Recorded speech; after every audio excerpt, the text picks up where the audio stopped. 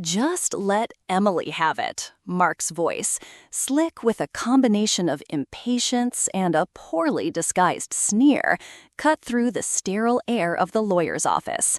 She's not exactly setting the world on fire, is she? Maybe she can actually do something with that pile of dust, or at least keep it out of our hair. My sister, Sarah, draped in her perfectly tailored business suit, a stark contrast to my own slightly frayed cardigan, let out a short, sharp laugh that was more of a punctuation mark to Mark's cruelty than a genuine expression of humor. Honestly, Mark, you're too generous. It's probably riddled with termites. But yes, Emily, dear, she turned to me, her smile not quite reaching her eyes. Consider it an early inheritance, a very rustic one. I sat there, the cheap upholstery of the visitor's chair suddenly feeling like a bed of nails. My grandmother, the woman whose scent of lavender and baked bread still clung to my oldest memories, had been gone less than a week. Her presence, a warm, steady sun in my often cloudy sky, was now a gaping void. And here were my siblings, already circling like vultures over the meager remains of her earthly possessions, their focus entirely on the disposition of her old country house, the one place I felt her spirit might still linger. That pile of dust, as Mark so eloquently put it. That house wasn't just wood and stone to me. It was the creak of the porch swing where Grandma taught me to read, the faint scent of rosewater in her bedroom, the slightly uneven floorboards in the kitchen where I'd stood on a stool helping her bake cookies that never tasted quite the same anywhere else. It was a sanctuary, a tangible link to a love that had been unconditional, a stark contrast to the transactional affection I usually received from my own family. My family. Mark, the eldest, was a vice president at some soulless corporation, his life a carefully curated collection of achievements and assets. Sarah, 2 years his junior, was a lawyer, sharp-tongued and even sharper-witted, who believed sentimentality was a curable disease. And then there was me, Emily, 32 years old, the dreamer, the sensitive one, adjectives they used like polite slurs. I drifted through a series of unfulfilling jobs, my heart always yearning for something more, something that didn't involve spreadsheets or hostile takeovers. My quiet pursuit of art, my little watercolors and sketches were met with indulgent smiles, or worse, practical advice on how to monetize my hobbies. They saw me as perpetually adrift, a slightly embarrassing liability in their otherwise perfect family portrait. Grandma Miller, though, she'd always understood. She never questioned my choices, never made me feel small. Her small, weathered hands, so adept at kneading dough or tending her riotous garden, had also been the ones to gently squeeze mine when I felt lost. "You have a different kind of richness in you, Emily, dear," she'd say, her eyes twinkling. "Don't let them stamp it out." The lawyer, Mr. Henderson, a kind, elderly man who had known Grandma for decades, cleared his throat, his gaze sympathetic as it flickered towards me. "The will is quite clear," he stated, his voice a gentle rumble. "Eleanor wished for the house and its contents to be offered first to her granddaughter, Emily. Should Emily decline, it would then be sold and the proceeds divided equally." Mark scoffed. "Offered? Like it's some kind of prize. It's a money pit, Henderson. Needs a new roof, probably new plumbing. God knows what else. We're doing her a favor by even discussing it." "Actually," I said, my voice barely a whisper, but surprising myself with its steadiness, "I'll take it." The silence that followed was thick enough to spread on toast. Mark's jaw, usually set in a line of smug certainty, actually dropped. Sarah blinked, a rare crack in her composure. "You'll what?" Mark finally managed. "I'll take the house," I repeated, a little louder this time, a strange sort of resolve solidifying within me. It wasn't a calculated decision. It was a gut feeling, a desperate lunge towards something that felt real, something that Grandma had loved. If it was the last piece of her I could hold on to, I would. Sarah recovered first. Emily, be sensible. What on earth would you do with it? It's miles from anywhere. You can barely manage your tiny apartment in the city. That place needs, well, it needs a bulldozer, frankly. Her attempt at a concerned tone was undermined by the glint of amusement in her eyes. She probably envisioned me buried under a pile of rotting floorboards within a month. It's my decision, I said, looking not at them but at Mr. Henderson. I accept Grandma's offer.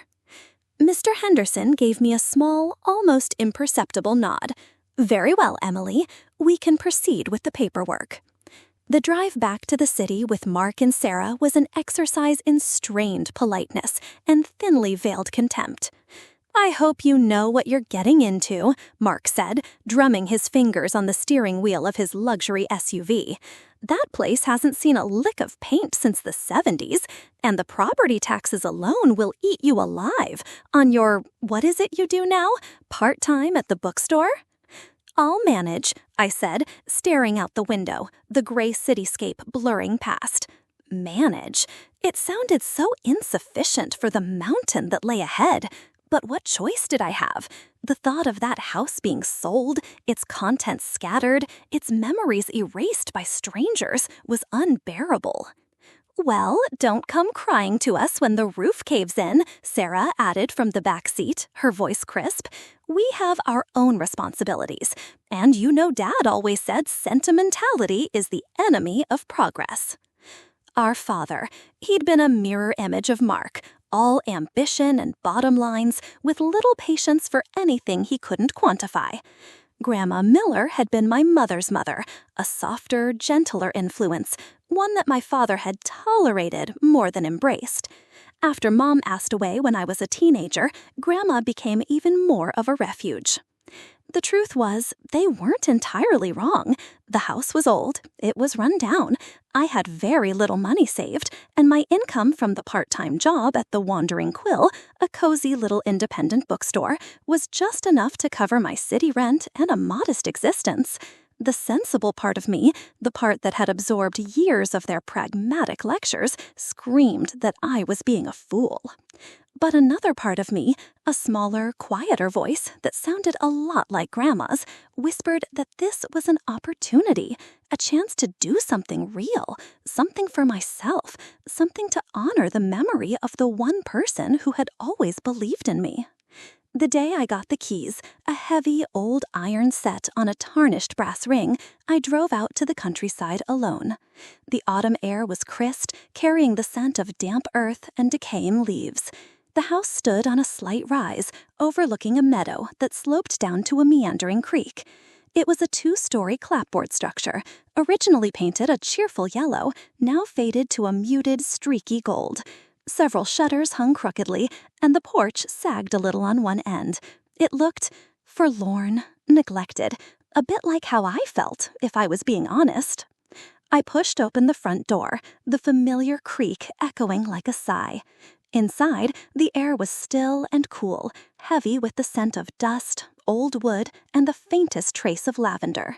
Sunlight, muted by grimy window panes, illuminated floating dust motes like tiny captured stars. Most of the furniture was still there, draped in white sheets, ghostly sentinels in the dim light. I walked through the silent rooms, my footsteps loud on the wooden floors. The living room, with its massive stone fireplace where Grandma used to tell stories. The kitchen, small and outdated, but with a big window over the sink that looked out onto what had once been her vegetable garden. Upstairs, her bedroom, simple and unadorned, the indentation of her body still faintly visible on the old mattress. It was overwhelming. The scale of the disrepair, the sheer amount of work that needed to be done, hit me with full force. Mark's mocking words echoed in my ears. Pile of dust. Sarah's laughter. For a moment, I leaned against a doorframe, my legs feeling weak, the weight of their judgment and my own doubt pressing down on me. Maybe they were right. Maybe this was a terrible mistake. Then, my eyes fell on a small framed photograph on the mantelpiece, somehow spared a covering sheet. It was Grandma and me, taken years ago, both of us grinning, me with a gap-toothed smile, her arm around my shoulders. Her eyes in the photo, so full of life and love, seemed to meet mine. A wave of something warm and fierce washed over me, pushing back the doubt. This wasn't just a house, it was a legacy, it was a story, and maybe, just maybe, it was my story to rewrite. My siblings saw a ruin, a liability. They saw it as a reflection of their perception of me, a bit of a lost cause, something to be quickly and efficiently disposed of.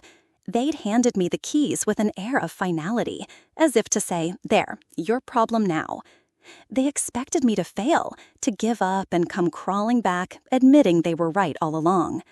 What they didn't see, what they couldn't possibly understand, was the stubborn spark of defiance that had ignited within me, or the deep, aching love I held for the woman who had made this house a home. They didn't understand that sometimes the things others discard hold the most value. Standing there in the dusty silence, surrounded by the ghosts of a loving past and the echoes of my family's scorn, I made a silent promise to Grandma, to myself. I wouldn't just fix this house. I would breathe life back into it. I would make it shine. And in doing so, maybe I could start to fix myself, too. They thought they were offloading a burden. They had no idea they were handing me a lifeline, a canvas for a future they couldn't even begin to imagine for me. The weight of their low expectations was heavy, yes, but as I looked around that dusty, beloved old house, it began to feel less like a crushing weight and more like a foundation to build upon, a very solid, if slightly crooked, foundation. The journey ahead would be arduous, I knew that. There would be dirt, sweat, and undoubtedly tears. But as I ran my hand along the dusty, sun-warmed windowsill in Grandma's kitchen, a tiny, almost forgotten seed of hope began to sprout in the neglected garden of my heart. This pile of dust had a story left to tell, and so did I. The initial romanticism of claiming Grandma's house wore off faster than cheap paint in a rainstorm. Those first few weeks were a brutal symphony of disillusionment. The charming creak of the floorboards I'd remembered so fondly now sounded like the house groaning in protest every time I moved. The faint scent of lavender was mostly overpowered by the aggressive perfume of mildew and something I vaguely identified as de deceased mouse. My first attempt at fixing a leaky faucet in the kitchen resulted in a geyser that soaked half the room and my already dwindling spirits. I sat on the damp linoleum, screwdriver still in hand, and cried. Mark's mocking voice replayed in my head. Don't come crying to us when the roof caves in. It wasn't the roof, but it felt pretty close. Then my eyes fell on a small framed photograph on the mantelpiece, somehow spared a covering sheet. It was Grandma and me, taken years ago, both of us grinning, me with a gap-toothed smile, her arm around my shoulders. Her eyes in the photo, so full of life and love, seemed to meet mine. A wave of something warm and fierce washed over me, pushing back the doubt. This wasn't just a house, it was a legacy, it was a story, and maybe, just maybe, it was my story to rewrite. My siblings saw a ruin, a liability. They saw it as a reflection of their perception of me, a bit of a lost cause, something to be quickly and efficiently disposed of. They'd handed me the keys with an air of finality, as if to say, there, your problem now. They expected me to fail, to give up and come crawling back, admitting they were right all along. What they didn't see, what they couldn't possibly understand, was the stubborn spark of defiance that had ignited within me, or the deep, aching love I held for the woman who had made this house a home. They didn't understand that sometimes the things others discard hold the most value. Standing there in the dusty silence, surrounded by the ghosts of a loving past and the echoes of my family's scorn, I made a silent promise to Grandma, to myself. I wouldn't just fix this house. I would breathe life back into it. I would make it shine. And in doing so, maybe I could start to fix myself, too. They thought they were offloading a burden. They had no idea they were handing me a lifeline, a canvas for a future they couldn't even begin to imagine for me. The weight of their low expectations was heavy, yes, but as I looked around that dusty, beloved old house, it began to feel less like a crushing weight and more like a foundation to build upon, a very solid, if slightly crooked foundation. The journey ahead would be arduous, I knew that. There would be dirt, sweat, and undoubtedly tears. But as I ran my hand along the dusty, sun-warmed windowsill in Grandma's kitchen, a tiny, almost forgotten seed of hope began to sprout in the neglected garden of my heart. This pile of dust had a story left to tell, and so did I. The initial romanticism of claiming Grandma's house wore off faster than cheap paint in a rainstorm. Those first few weeks were a brutal symphony of disillusionment. The charming creak of the floorboards I'd remembered so fondly now sounded like the house groaning in protest every time I moved.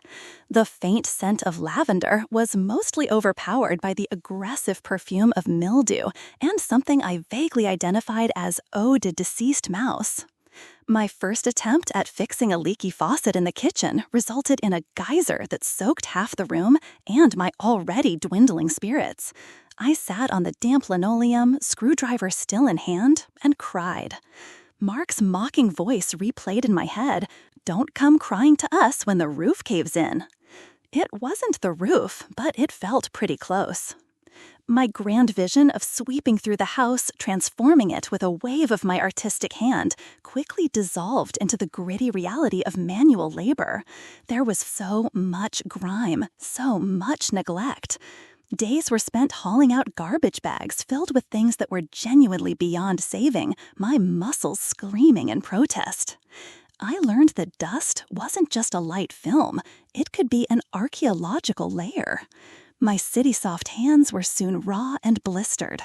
Loneliness was a constant companion, especially in the evenings when the old house settled around me with its unfamiliar sighs and whispers, and the silence was broken only by the frantic scratching of some unseen creature within the walls. My siblings, true to form, offered no support, only the occasional condescending phone call. "Still playing Pioneer Woman, Emily?" Sarah would chirp, her voice dripping with amusement. "Haven't been eaten by raccoons yet?" "No, Sarah, still here," I'd reply, trying to keep the exhaustion out of my voice. "Well, don't forget to check for black mold," Mark advised during one call, his tone implying he fully expected me to succumb to some exotic respiratory ailment. "That stuff can be nasty. Probably best to just tear the whole place down, cut your losses." Their words, meant to sting, paradoxically began to fuel a stubborn fire within me. Cut my losses? This wasn't a stock portfolio. This was Grandma's legacy. This was my stand. Each dismissive comment became another nail I hammered, another layer of dirt I scrubbed away with a vengeance. I started devouring DIY videos online, learning how to patch plaster, how to sand floors, how to safely strip ancient lead-based paint. My tiny budget meant I had to be resourceful. I scoured flea markets and salvage yards, finding discarded treasures that, with a bit of love, could fit perfectly into the house's character. An old porcelain sink for $10, a set of mismatched vintage tiles for the kitchen backsplash, a chipped cast-iron bathtub that took 3 days of scrubbing to reveal its former glory. Slowly, agonizingly slowly, things began to change. The relentless cleaning started to reveal the house's true bones. Beneath the grime of the living room floorboards, I discovered beautiful old pine, which, after days of sanding and sealing, gleamed with a warm, honeyed glow. I painted the walls in soft, airy colors that seemed to invite the light in, chasing away the shadows.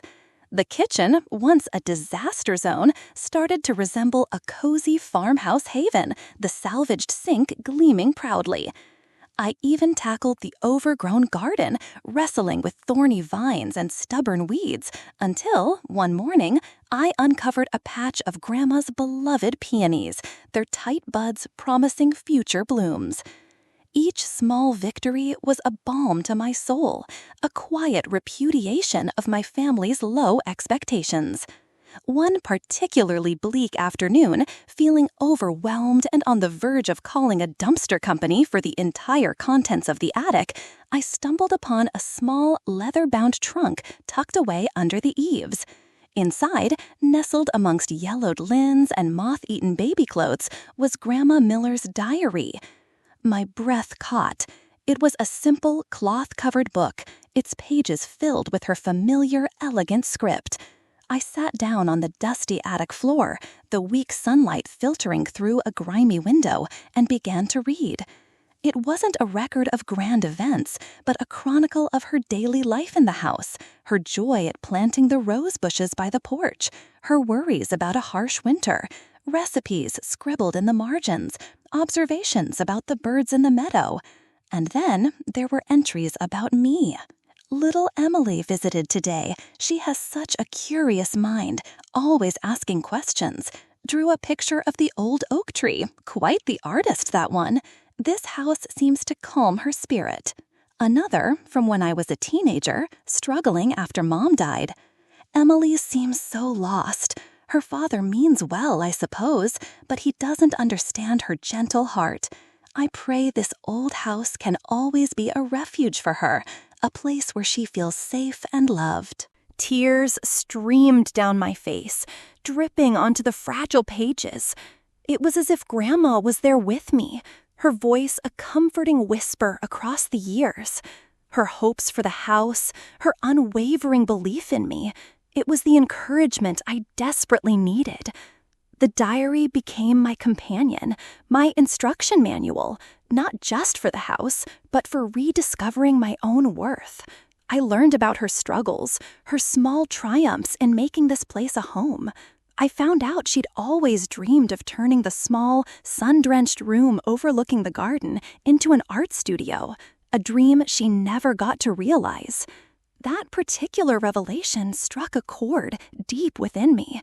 My own artistic pursuits, so often dismissed by my family, suddenly felt validated, connected to a lineage of quiet creativity.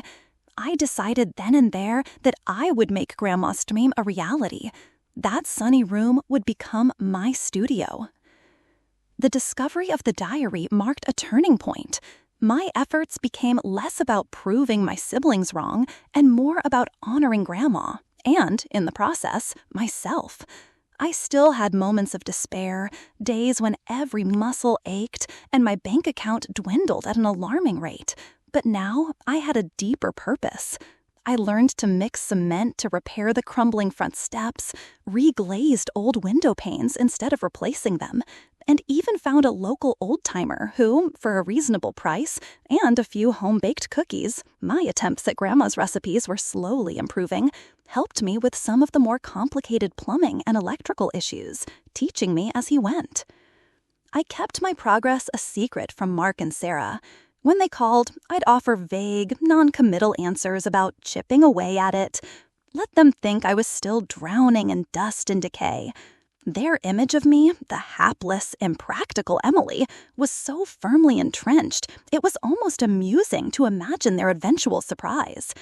The house was becoming my secret world, my sanctuary of transformation.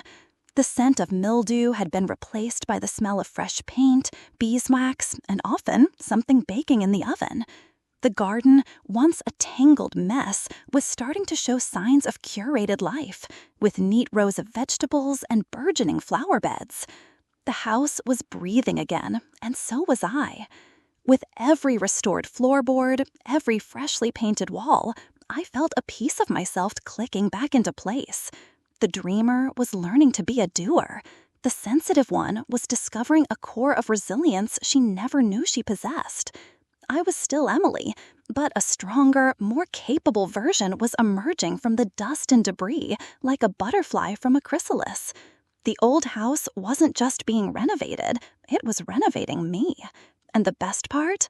No one in my family had a clue. The rhythm of restoration became the rhythm of my life.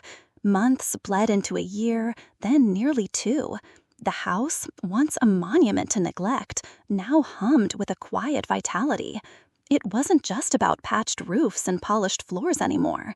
In my solitary quest to honor Grandma Miller, I delved deep into the house's history, poring over dusty county records, old photographs, and local historical society archives. I learned about the family who built it in the late 1800s, their dreams and struggles echoing Grandma's own. I discovered original architectural details hidden beneath layers of misguided modernizations and painstakingly brought them back to light. This wasn't just renovation. It was a conversation with the past, a careful unearthing of stories embedded in plaster and wood. And somewhere along the way, without even realizing it, I'd found my calling. The thought of doing this, breathing life back into forgotten buildings, honoring their history while making them sing for the present, it sparked a passion in me I hadn't known I possessed. Driven by a newfound confidence and a desire to share the beauty I was uncovering, I started a small blog. I called it The Hearthstone Historian. I documented the transformation of Grandma's house, sharing before and after photos, the stories I'd unearthed, and the practical techniques I'd learned. I wrote about the philosophy I was developing, that old homes weren't meant to be museum pieces, but living entities that could evolve respectfully. To my surprise, people started reading it. Other old home enthusiasts, history buffs, people like me who found solace and inspiration in the enduring spirit of these structures. The comments were encouraging, a world away from my family's perennial skepticism. One day, an email landed in my inbox from a writer for American Legacy Homes, a magazine I'd long admired for its beautiful features on historical preservation. She'd stumbled upon my blog and was captivated by the story of Grandma's house and my approach to its revival. She wanted to feature it. I was stunned. Me? In a national magazine? It felt like a dream. The photo shoot was surreal. Professional photographers moved through the rooms I knew so intimately, their lenses capturing the warm glow of the restored wood, the way sunlight streamed through the antique window panes I'd painstakingly reglazed, the vibrant colors in the garden I'd coaxed back to life. The writer, a kind woman named Diane, interviewed me for hours, not just about the house, but about my philosophy, my process. For the first time, I articulated my passion to someone who truly understood, who saw value in what I was doing. When the article came out a few months later, titled "Reclaiming a Legacy: How One Woman's Love Revived a Forgotten Farmhouse," I cried. Seeing my work, our work, mine and Grandma's spirit, celebrated on those glossy pages was an affirmation I hadn't dared to hope for. The article had an unexpected ripple effect. Emails poured in, questions, compliments, and then, one that made my heart leap, a message from the director of the East Coast Preservation Society. They were looking for a project manager with a hands-on understanding of historic restoration and a passion for storytelling. They'd seen the article. They wanted to talk to me. A job. A real, honest-to-goodness career doing what I had accidentally discovered I loved more than anything. It was almost too much to take in. Meanwhile, in the parallel universe inhabited by my family, life continued, oblivious to my quiet revolution. My niece, Jessica, Sarah's eldest, was getting married. Jessica was a sweet girl, and I was fond of her, though I rarely saw her amidst the family's busy, self-important schedules. The wedding planning, I heard through the grapevine, Mark and Sarah weren't exactly forthcoming with details to me, was becoming a source of immense stress for Sarah. She envisioned something effortlessly chic, rustic but refined, and apparently every suitable venue was either booked solid or astronomically expensive. I was in my newly established studio, Grandma's sunny room, now filled with my research, drafting tools, and the scent of old books and new ideas, when Sarah called. Her voice was tight, frayed at the edges. "Emily," she began without preamble, "Jessica's wedding. It's a nightmare. We can't find a place." I waited, a strange sense of calm settling over me. "Mark had a ridiculous idea," she continued, her tone dripping with disdain. He suggested your grandma's old place. I know. It's probably still a complete disaster, but he pointed out it has space, and it's, free." The unspoken addition hung in the air, and good enough for you, but certainly not for us, unless we're desperate. I almost smiled. "Oh, the old place?" I said, keeping my voice neutral. "It's come along a bit since you last saw it." "Well, come along is relative, isn't it?" Sarah sighed. "Look, could we just drive out on Saturday? Take a look, just to rule it out, you understand, so I can tell Mark I told him so." And so the stage was set. Saturday arrived, a perfect late spring day. The roses Grandma had planted were in full, glorious bloom, their perfume mingling with the scent of freshly cut grass. The house gleamed, its pale yellow clapboard bright, its white trim crisp. I'd even, on a whim, hung a simple, elegant wreath on the newly painted front door. I was nervous, yes, but beneath it, a current of quiet excitement, of impending vindication thrummed. Mark's gleaming black SUV pulled up the gravel driveway, crunching to a halt. He and Sarah emerged, their city clothes looking out of place against the backdrop of the meadow. I saw them scan the property, their expressions identical, a mixture of confusion and disbelief. Mark's jaw was visibly slack. Sarah's perfectly sculpted eyebrows had disappeared into her hairline.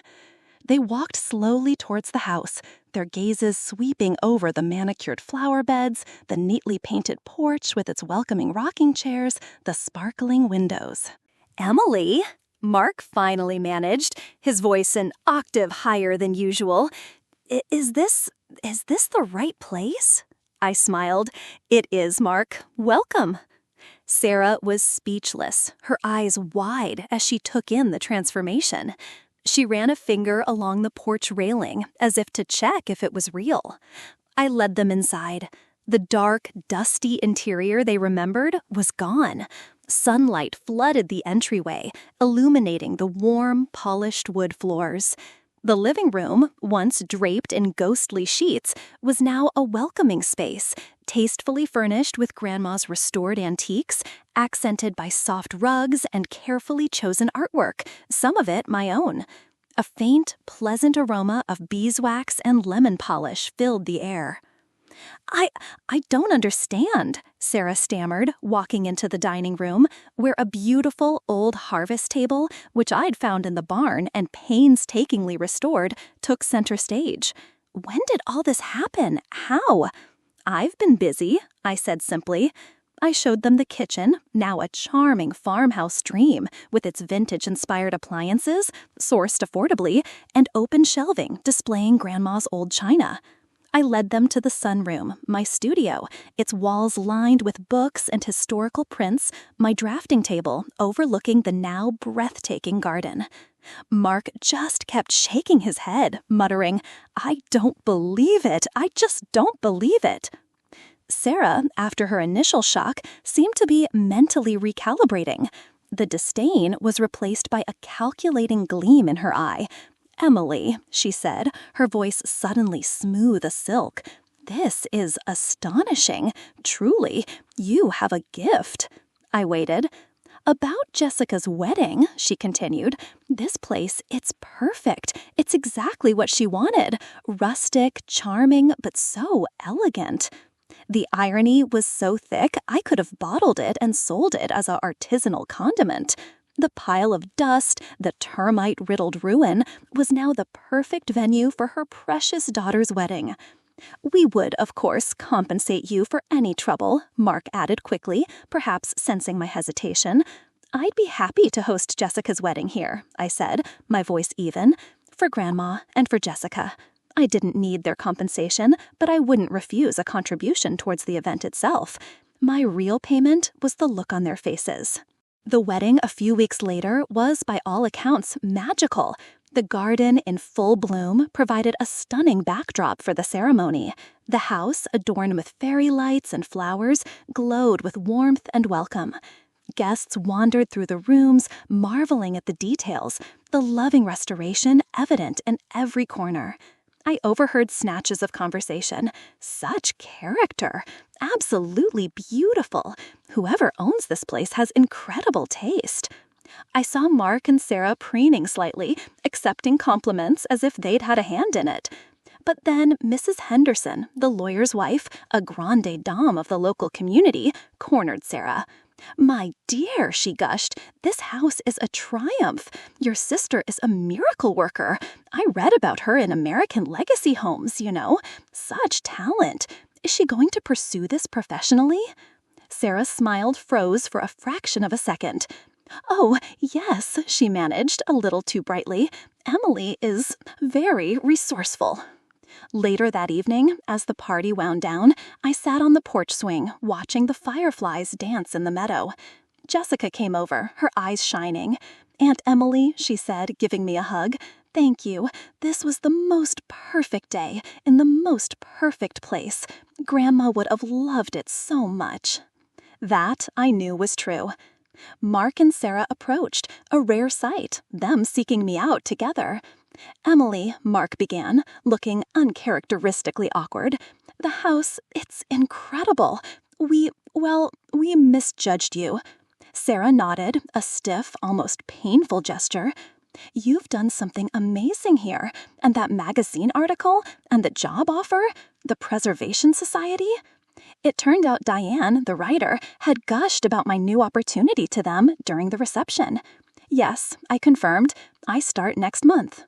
A long silence hung between us, filled only with the chirping of crickets. It wasn't an apology, not in so many words, but it was something, a crack in the wall of their certainty, a grudging acknowledgement. For me, it was more than enough. I didn't need their approval anymore. I had found my own. The house, Grandma's legacy, had given me back to myself, and in doing so, had shown me a future brighter than I could have ever imagined. It stood as a testament not to their scorn, but to the quiet power of love, perseverance, and the courage to see treasure where others only saw dust. My story and the story of the house were now intertwined, a continuing narrative of revival and hope, and it was only just beginning. What a journey for Emily, right? It really makes you think about how being underestimated can sometimes fuel incredible transformations. What resonated most with you in Emily's story? Have you ever had a moment where you surprised everyone, including yourself? Share your thoughts in the comments below. I'd love to read them. If you enjoy stories about overcoming challenges and finding your own path, make sure to subscribe and hit that like button so you don't miss the next one. Thanks for watching, and see you in the next story.